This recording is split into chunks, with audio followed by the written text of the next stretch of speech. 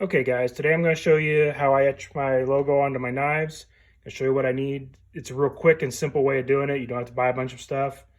Got some water, got some salt, clean container, some tape, Q-tip, little piece of metal to use as a hand piece. This is just a guard that I messed up. Some felt. These are some stencils that I put my logo on. I just cut them out on my wife's cry cut. If you don't have a cry cut, look around. Somebody in your area probably has one, or even a small cutting company. Any company that does kind of any type of printing or something like that probably has a cutter. Cheaper than buying a whole bunch of professional stencils.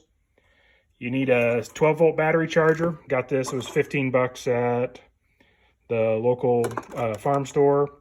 Some steel wool, some spray oil, the knife that you're going to etch. This is one of my light fighter patterns, and a clamp to hold on to it. So I got my knife clamped on my sanding feature. Going to put the stencil on. It's about where I want it. Press it down good and firm. Now this, just in case any salt water splashes, I don't want to get a mark on the etch spot on the blade. So I'm going to cover that front part of the blade with some tape.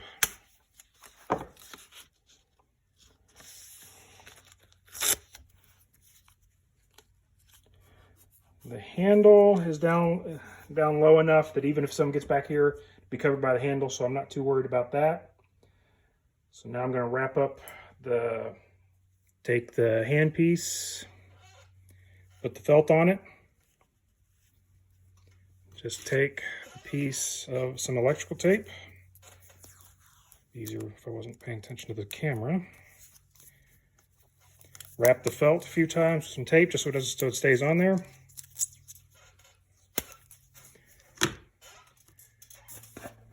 Pour a little bit of salt into the container.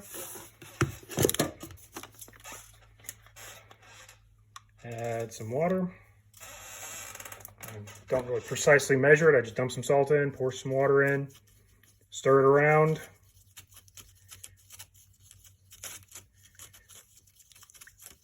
Get it salt up. That should be good. Let the handpiece soak in there for a few seconds while I plug the etcher in, or the battery charger in, I mean. So to start out with, I've got the handpiece clamped onto the black wire and the knife clamped to the red wire. So what I'll do is I'll press down on here.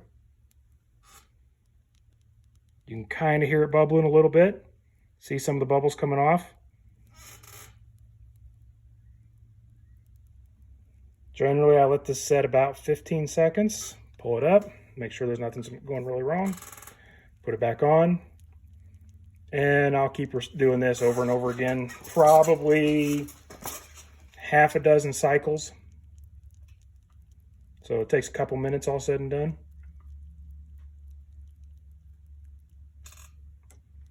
Getting there.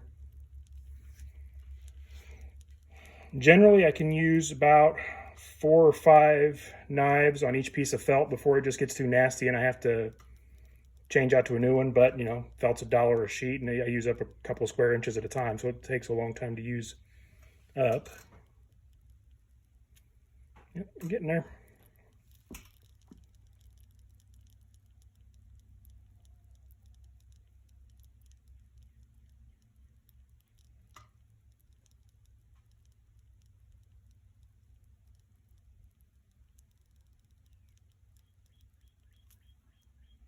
Yep, I'm going to do one more cycle.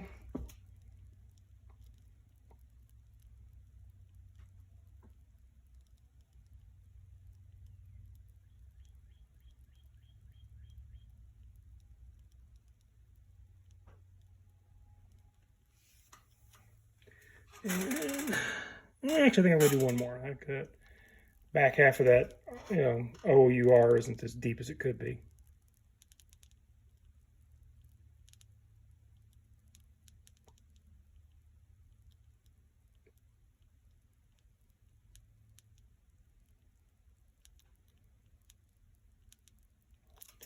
Okay, now I'm going to switch the clips. Put the red clip on the handpiece, the black clip on the knife, and I'm going to do another cycle. This isn't really going to etch anything. This is just going to mark the bottom of that etch. This one I only do for about 5 seconds and pull it off. And it burns out pretty quick. I'll do 3 or 4 of these. Yeah, I'll do one more. There, my logo is etched. So after I took the stencil off, I realized I forgot to hit play. I didn't have a video of it. So what you'll do is take the stencil off. There's always a little bit of tape residue, and there's always a little bit of a haze around the etching logo itself. I'll take some 4/0 steel wool, just spread that back, rub that back and forth a little bit, get the haze off of it, get the residue off of it, and then I'll spray it down with WD-40, and I'll just put it over here so it's out of the way and can drip off. And then when I'm ready to put a handle on it, I'm good to go. Okay, I wanted to show you, this is how it etched. It's just, thousandths or 2 deep, nothing big, but it's in there permanently. I'm gonna put a handle on it next. Be available for a show I'm doing this weekend. Couple of quick things. The vinyl for the stencils, it's just the translucent vinyl for the cry cut machine. They make a heavier, thick, white opaque vinyl, that's stencil vinyl. It doesn't work as well for these type of stencils. It's more for like if you're painting something on a wall and want to put a decorative pattern up. You can use it. It's just a real pain. This stuff is frankly cheaper. I can get the little logo out of it easier, no problem, with just a needle or something like that. I do 2 knives a week usually, so it's not a big deal. If I was doing larger batches, say I was, mid-teching something or even semi-production where I'm doing 15, 20, 50 knives a week, this would take way too long. I would get the professional stencils made up, have a better etching machine, that kind of stuff. Or I might even consider a laser etcher. But for what I'm doing, it works really well. If you don't have a cry cut, post on, whatever social media you use to your friends and family. Somebody in your area probably has one and would cut them out for you really quickly. I mean, it takes me literally, if I had to reprint them all over again from scratch, say I lose my file that's saved onto Design Space, which is CryCut software, it might take me 20 minutes. Really, it takes me longer to go get the CryCut, get it out of the closet, get everything, put onto the mat and get everything cut than it does to actually make the stencil. See if there's anything else. Not really off the top of my head that I can think of. You don't really have to precisely measure things. If you want to use the commercial electrolyte solutions, they actually do work a little better. But honestly, salt and waters works just fine. And I'm, a couple bucks into it, all said and done, if you include buying the salt and the container.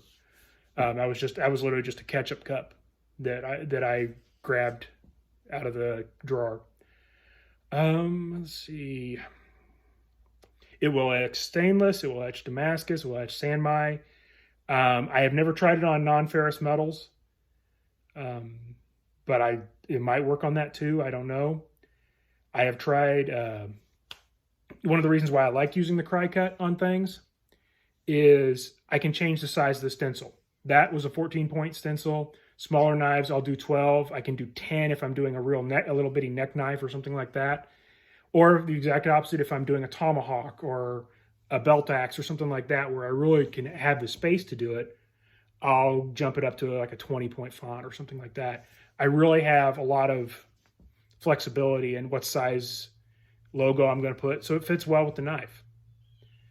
One of the advantages over having a stamp is I can customize it as opposed to a stamp, which unless you're going to buy, 3 or 4 different $100 stamps, you're pretty much stuck on what size you're going to use. That's how I etch my logo on my knives. If you got any questions, feel free to shoot me a message. I'll be happy to answer them.